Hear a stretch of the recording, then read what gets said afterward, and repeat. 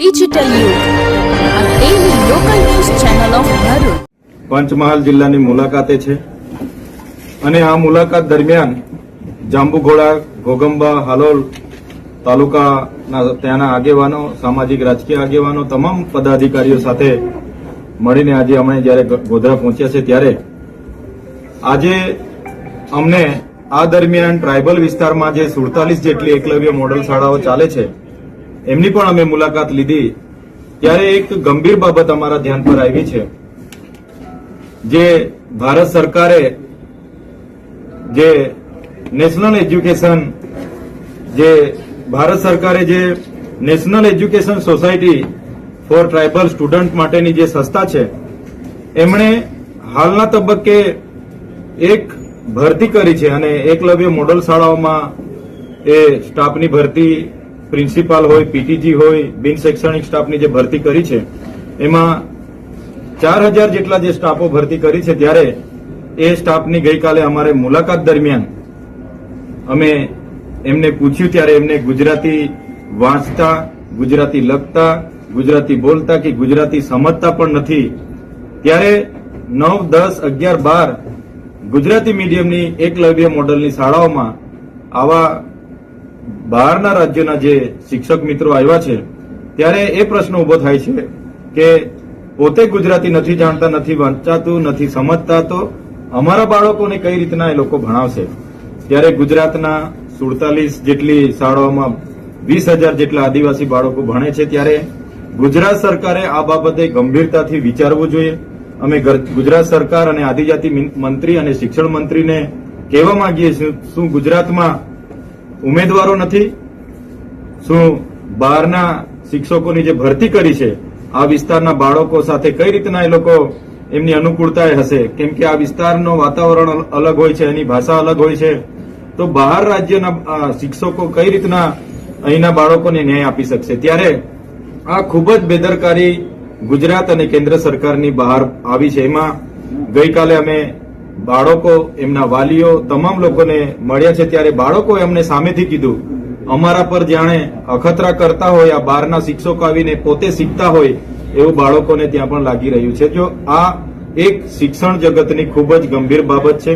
અમે આજે મુખ્યમંત્રીશ્રીને પત્ર લખ્યો છે અને આજે જ મોકલાવ્યો છે. ત્યારે સરકાર આ બાબતે ગંભીરતાથી વિચારે અને જે રેસિડેન્શિયલ એકલવ્ય મોડલ સ્કૂલો આદિવાસી વિસ્તારોમાં જે 47 જેટલી છે એમનો જે તમામ સ્કૂલનો 15નો સ્ટાફ, જે 15 જણનો સ્ટાફ હમણાં ભરતી થયો છે, બહારના રાજ્યોનો છે, એમની જગ્યા પર લોકલ ટેટ પાસ ઉમેદવારોની ભરતી કરવામાં આવે અને એમને ન્યાય મળે એવી આપના માધ્યમથી અમે સરકારશ્રી પર માંગણી પણ કરીએ છીએ.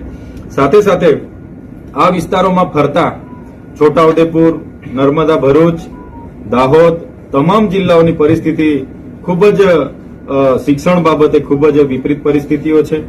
દાહોદની વાત કરીએ, 108 શાળાઓ એક શિક્ષકથી ચાલે છે. છોટાઉદેપુરમાં કેટલીય શાળાઓ એક શિક્ષકથી ચાલે છે. સંખેડામાં 4 શાળાઓ એવી છે બાળકો ભણવા માંગે છે પણ શિક્ષક નથી.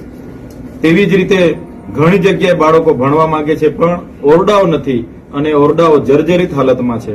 તો સરકાર શિક્ષણનું 45,000 કરોડનું બજેટ હોવા છતાં જરાય પણ સરકાર શિક્ષણ બાબતે ગંભીર નથી એવું અમને લાગે છે.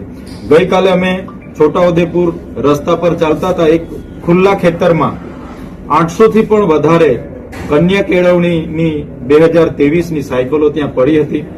જે સરસ્વતી સાધના અંતર્ગત કરોડો રૂપિયાની સાયકલો આદિવાસી દીકરીઓને ઘરેથી આવવા જવામાં સરળતા રહી એના માટે આપવાની હોય છે, પણ 2 વર્ષથી દીકરીઓ સાયકલોની રાહ જોઈએ છે, જાણે સાયકલો માટે તપ કરતી હોય એવું લાગે છે. તો સરસ્વતી સાધનાની સાયકલો દરેક જિલ્લાઓમાં આજે વરસાદના પાણીમાં કાટ ખાઈ રહી છે. એવી રીતે મનરેગા યોજનાની વાત કરીએ, મનરેગામાં તમામ જિલ્લાઓમાં મટીરીયલ પૂરું પાડવાના નામે બહારની એજન્સીઓ આવી છે.